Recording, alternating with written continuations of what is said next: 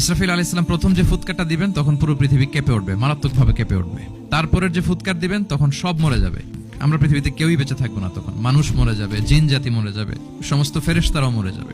আল্লাহ তাআলা ওনাকে সৃষ্টিই করেছেন এই বিশাল হুইসেলে একটা ফুৎকার দেওয়ার জন্য, আর কোনো কাজ নাই। ওনার অ্যাসাইনমেন্ট এই একটাই। যে ফেরেশতা মালাকুল মাউত, যিনি মৃত্যুর ফেরেশতা, যার মাধ্যমে আল্লাহ তাআলা মৃত্যু ঘটিয়ে থাকেন, তারও মৃত্যু ঘটবে। এত ভয়ঙ্কর একটা চিৎকার দিয়ে মালাকুল মাউত জগৎ থেকে বিদায় নিবে। আল্লাহর হাবিব সাল্লাল্লাহু আলাইহি ওয়াসাল্লাম বলেন, ওই ভয়ঙ্কর চিৎকার যদি পৃথিবীবাসী শুনতে পেত তাহলে আলাদা করে ইসরাফিলের সিঙ্গার ফুৎকার দেওয়ার প্রয়োজন হতো না। প্রতিটা মানুষ তাদের কানের পর্দা ফেটে মুহূর্তেই লাশ হয়ে পড়ে যেত। মালাকুল মাউত মরে যাবে, তখন মহাবিশ্বে আর কেউ থাকবে না একটা সত্তা ছাড়া। আল্লাহ তাআলা ইসরাফিল আলাইহিস সালামকে আবার জীবিত করবে, তখন তিনি সর্বশেষ হুইসেলটা দিবেন।